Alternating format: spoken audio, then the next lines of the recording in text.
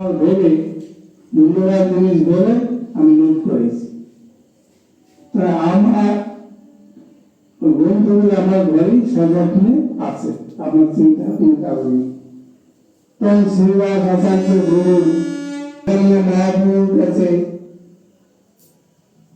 আনন্দ নৃত্য করতেছেন এবং এই রাজ্যে গুরুদেব আমি নির্বিঘ্নে আপনার ধর্ম প্রচার করুন, কেউ আপনার বাধার সৃষ্টি করবে না। এই গৌরবর্ণ মহাপ্রভু তখন কি করলেন, এই বঙ্গভূমিতে সিলেট জেলা, বর্তমানে সিলেট জেলা নাম, ওখানে জন্মেছিলেন। গৌরবর্ণ সুন্দর বাড়ি ছিল ঢাকা দক্ষিণ গ্রাম সিলেটে। উনি ওনার যে ঠাকুরমা ছিলেন শোভা দেবী, শোভা দেবী একদিন স্বপ্নে দর্শন করলেন। পুত্রবধূকে স্বপ্নে আদেশ করে যে বৌমা, তোমার গর্ভে ভগবান আসতেছেন। এর আমার ভগবান স্বপ্নে দেখালেন শোভা দেবীকে, জগন্নাথ মিশ্রের মাকে, যে তোমার স্ত্রী গর্ভে যে আসতেছে সে সব গোলক বিহারী হরি, তাকে নিয়ে তুমি চলে যাও নবদ্বীপে। এখন নবদ্বীপ তো বহু পথ, কি করবে? সে দৈব বাণী অক্ষর অক্ষর স্বপ্ন, দিব্য স্বপ্ন দর্শন করে বলে যে স্বপ্ন মিথ্যা নয়। তখন জগন্নাথ দেবকে এবং সচী মাতাকে বললেন নবদ্বীপে যাও। বলছে মা আমি বৃদ্ধ মানুষ, এই অবস্থা, মা আমি যাবো, বৌমার এই অবস্থা, কোনো উপায় নেই। এর একটা কারণ আছে কেন তিনি আদেশটা দিলেন। গঙ্গা দেবী এবং যমুনার সাথে ঈর্ষাঘাত ছিল, হিংসা। হিংসা কি? যমুনা হচ্ছে গঙ্গার একটা শাখা নদী।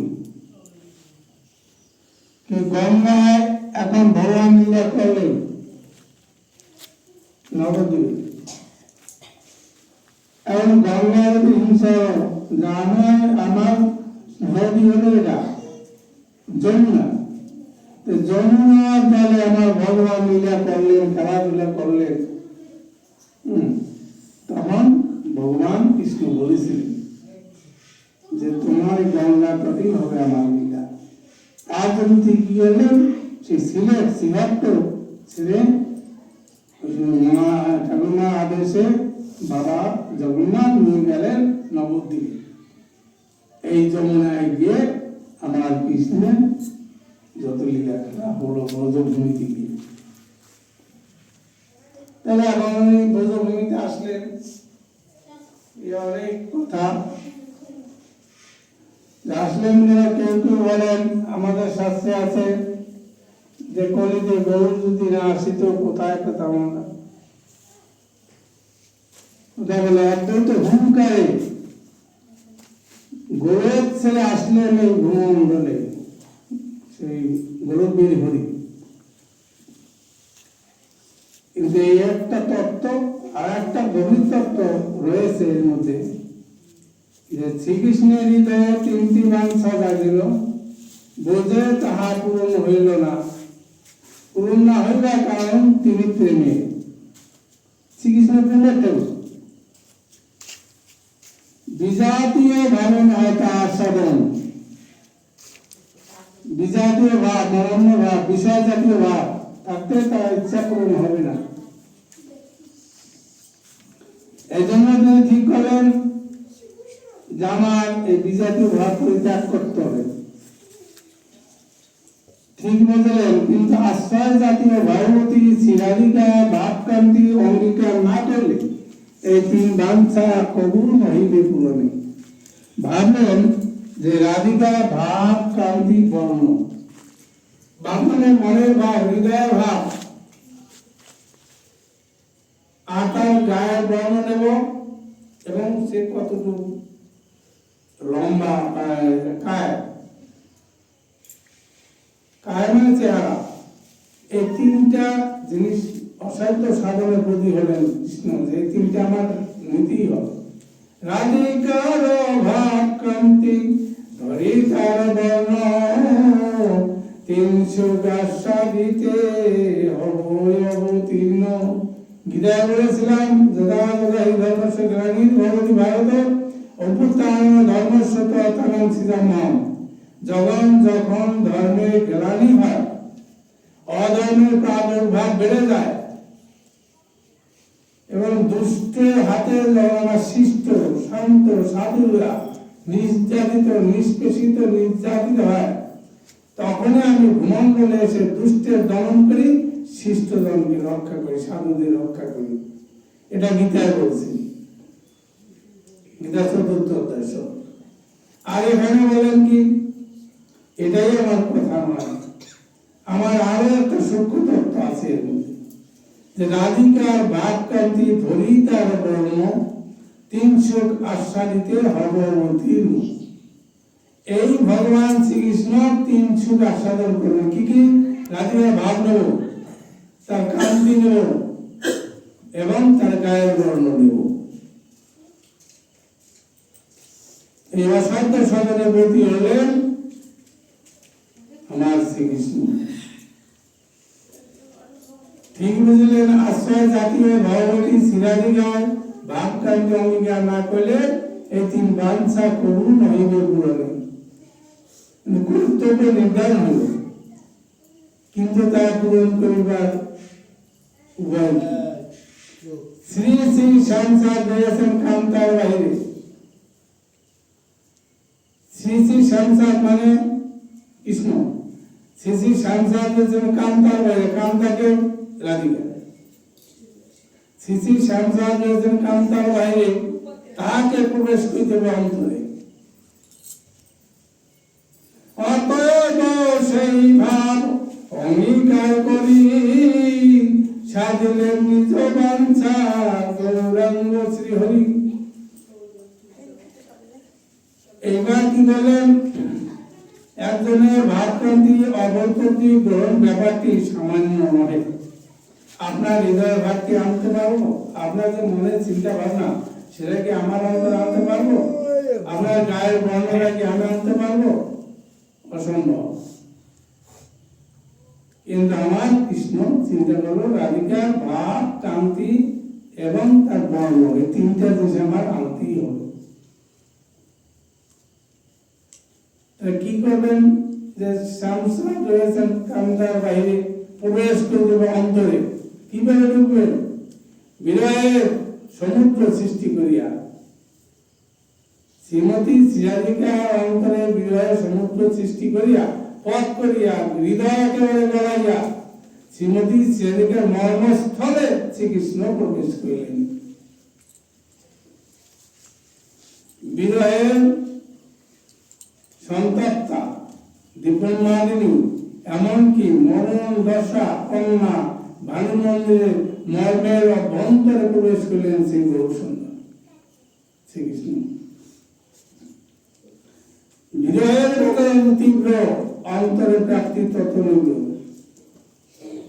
যার অন্তরে কৃষ্ণের জন্য বিরহ যত ব্যাপক, যত অধিক, কৃষ্ণকে দেখার জন্য, দর্শনের জন্য যার যত আকুলতা ব্যাকুলতা, কৃষ্ণ অতি সহজেই তার কাছে আসেন। যাবৎ ক্ষুধস্তি যতরে যতরে পিপাসা, তাবৎ সুখে ভবতু মম বক্ষবে। যতক্ষণ হৃদয়ে পেটে প্রবল ক্ষুধা জাগ্রত না হয়, ততক্ষণ খাদ্যের আস্বাদন হয় না। আপনার ক্ষুধা না থাকলে খাদ্য দিলেও আপনি গ্রহণ করবেন না। সুমিষ্ট রসগোল্লা দিলেও না ভাই আমি খাবো না। আর যে অত্যন্ত ক্ষুধার্ত, সে শাক অন্ন পান্তা ভাতেও সে খুশি, সে তৃপ্তি লাভ করবে। তাই বলছে ভগবানকে পাওয়ার জন্য আকুলতা বেকুলতি হচ্ছে একমাত্র পাওয়ার রাস্তা। এই জন্যই বলছে সনাতন গোস্বামীকে গৌরঙ্গ বললেন, সনাতন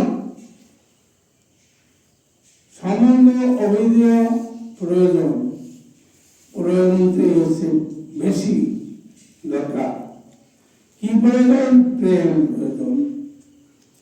ইষ্ট গেলে বা ইষ্ট হয়ে গেলে সৌধ নির্মাণ হয় না, মানে ইটের সাথে ইট যদি সাজানো হয় সেখানে একটা বিল্ডিং তৈরি হয় না। ওই দুইটা ইটের মাঝখানে সিমেন্ট মশলা সংযুক্ত করে মিশিয়ে মিলিয়ে দিতে হয়, তাহলে কি হয়? ভক্ত ভবনে মিলন হয়। দুইটা ইটের যেমন মিলন ঘটাইল কে? সিমেন্ট মশলা, তেমনি ভক্তের হৃদয়ে আকাঙ্ক্ষা আর ভগবানের করুণা, ভক্তের সাধনা ভগবানের করুণা। সসীম মানুষের প্রধাবন অসীমের দিকে। আমরা সসীম জীব, আমাদের প্রধাবন কোন দিকে? আমরা কোন দিকে ধাবিত হচ্ছি? সেই ব্রহ্মর দিকে ধাবিত হচ্ছি। তাই বলছে সসীম মানুষের প্রধাবন অসীমের দিকে, আর অসীম ভগবানের অবতরণ সসীমের প্রাণ করে। ভক্ত উঠে ভগবান নামেন, মাঝ পথে দেখা হয় দুজনায়, মানুষ ছুটে সাধনায়, ভগবান ছুটেন করুণায়, মিলন ঘটে খেয়ার ঘাটে। এটাই হচ্ছে খেয়ার ঘাট, এখানে ভক্ত ভগবানের মিলন। এই জন্য বলছে হৃদি বৃন্দাবনে, নিত্য লীলা করি আমি হৃদি বৃন্দাবনে। গোলকেও আমার নিত্য লীলা হয় না, ওই ভুলক বৃন্দাবনও হয় না, কিন্তু ভক্তের হৃদয় বৃন্দাবনে আমার নিত্য লীলা সব সময় হয়। যখনই ভক্ত লীলা আস্বাদন করতে চায়, আমি তখনই ভক্তের কাছে আবির্ভূত হইয়া কি করি? ভক্তের সঙ্গে আমার প্রেম লীলা আস্বাদন, মাধুর্য লীলা আস্বাদন করি, প্রেম আস্বাদন করি। এই জন্য প্রেমের ঠাকুর বলা হয়, কাঙ্গালের ঠাকুর বলা হয়, গণের ভগবান বলা হয় না। কাঙ্গাল স্বাস্থ্য হবে, বিন্দু মাত্র হৃদয়ের মাঝে যদি অহংকার থাকে সেখানে হয় না। অহংকার বড় কঠিন জিনিস, সামান্য জিনিস না। নাভি মূলে বসে জীব ধ্যান করে, নাভি কমলে বসে জীব ধ্যান করতেছে, অমৃত সুরা করতেছে, মুখে করে না, পানও করতে পারে না, তারা সে অমৃত সুরা পানও করতে পারতেছে না। কিন্তু সাধু সঙ্গ প্রভাবে যদি কারো ভাগ্যে ঘটে, গুরু কৃপা ঘটে, তাহলে কি হয়? এই জীব ঊর্ধ্বমুখী হয়, তখন আর নিম্নমুখী থাকে না। তো ঊর্ধ্বমুখী হয়ে দেখতে